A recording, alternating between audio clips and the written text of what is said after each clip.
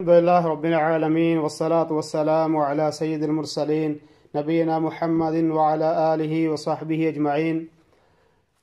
آج سے ہم انشاءاللہ قواعد اربع جو شیخ الاسلام محمد بن عبد الوہاب رحمہ اللہ کی کتاب ہے اس کا اردو ترجمہ پیش کریں گے، اور اس کے 4 قاعدے ہیں۔ ہم کوشش کریں گے کہ 5 حصوں میں اس کو تقسیم کر کے آپ تک پہنچایا جائے۔ بسم اللہ الرحمن الرحیم۔ شروع کرتا ہوں اللہ تعالیٰ کے نام سے جو بڑا مہربان نہایت رحم والا ہے۔ میں عرش عظیم کے رب اللہ کریم سے دعا گو ہوں کہ وہ آپ کو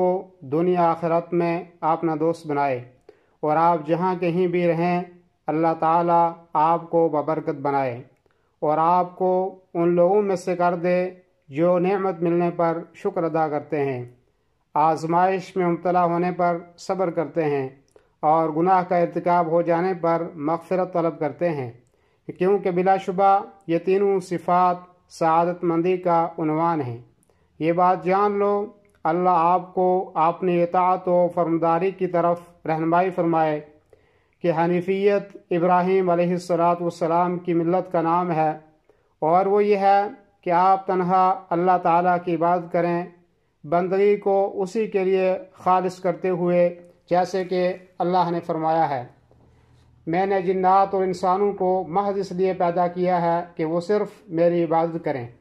جب آپ نے یہ جان لیا کہ اللہ تعالیٰ نے آپ کو صرف اپنی عبادت کے لیے پیدا فرمایا ہے،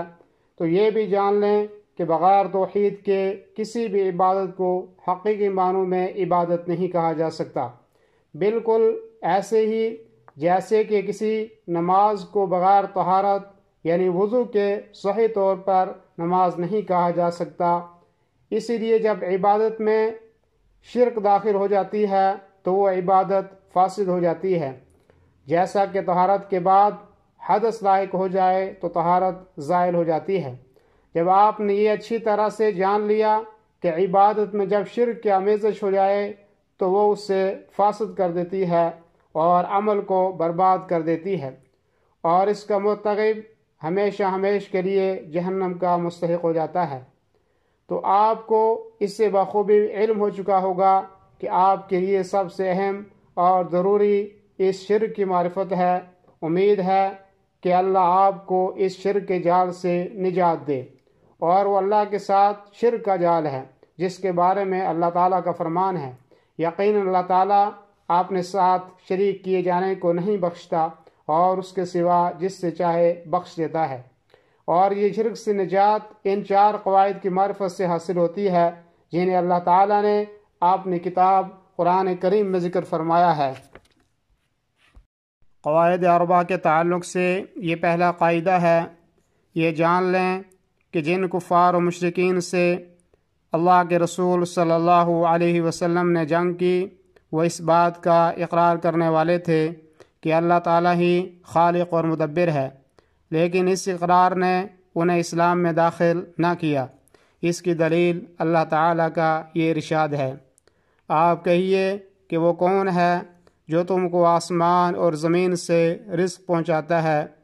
یا وہ کون ہے جو کانوں اور آنکھوں پر پورا اختیار رکھتا ہے، اور وہ کون ہے جو زندہ کو مردہ سے نکالتا ہے اور مردہ کو زندہ سے نکالتا ہے، اور وہ کون ہے جو تمام کاموں کی تدبیر کرتا ہے۔ ضرور وہ یہی کہیں گے کہ اللہ، تو ان سے کہیے کہ پھر کیوں نہیں ڈرتے۔ دوسرا قاعدہ، وہ مشرکین عرب کہتے تھے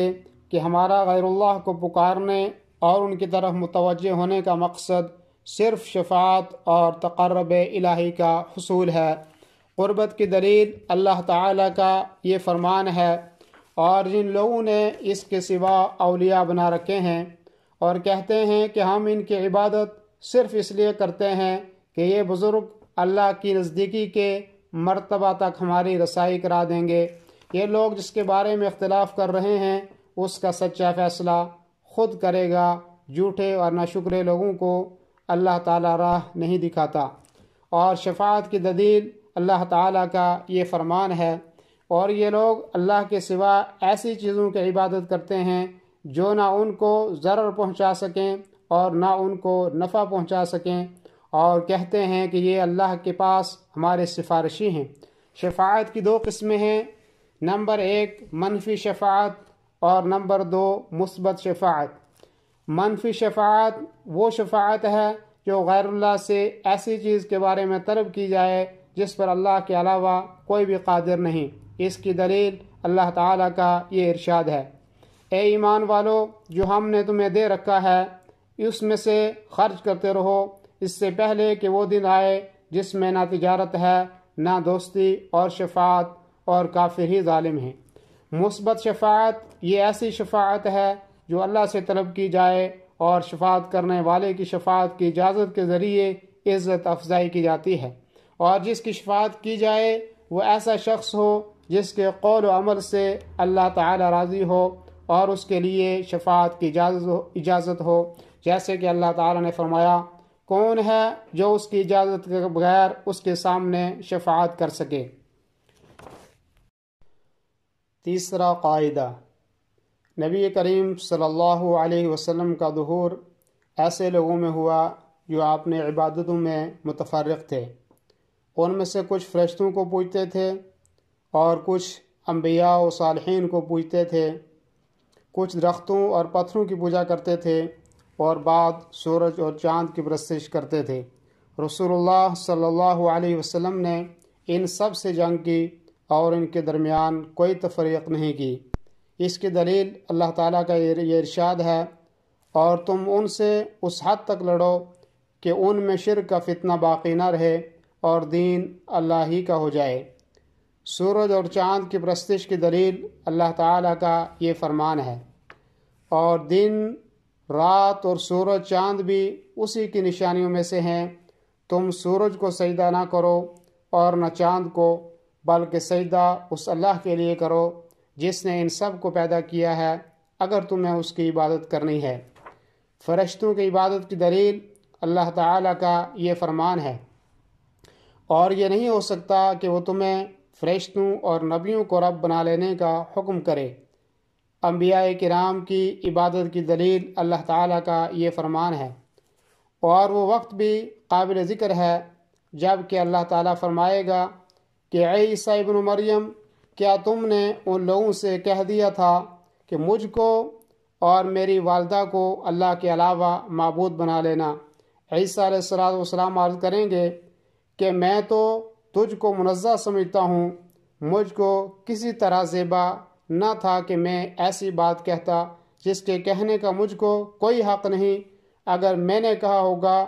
تو تجھ کو اس کا علم ہوگا، تو میرے دل کے اندر کی بات بھی جانتا ہے،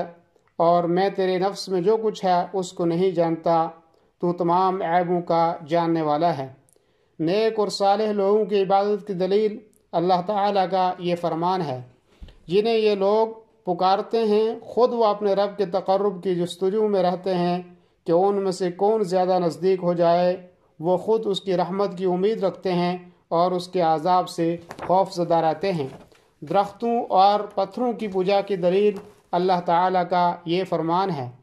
کیا تم نے لات اور عزیٰ کو دیکھا اور منات تیسرے پچھلے کو؟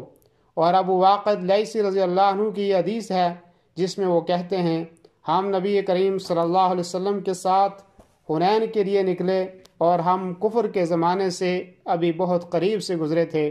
مشرکین کا ایک بیری کا درخت تھا جہاں وہ جا کر رکتے تھے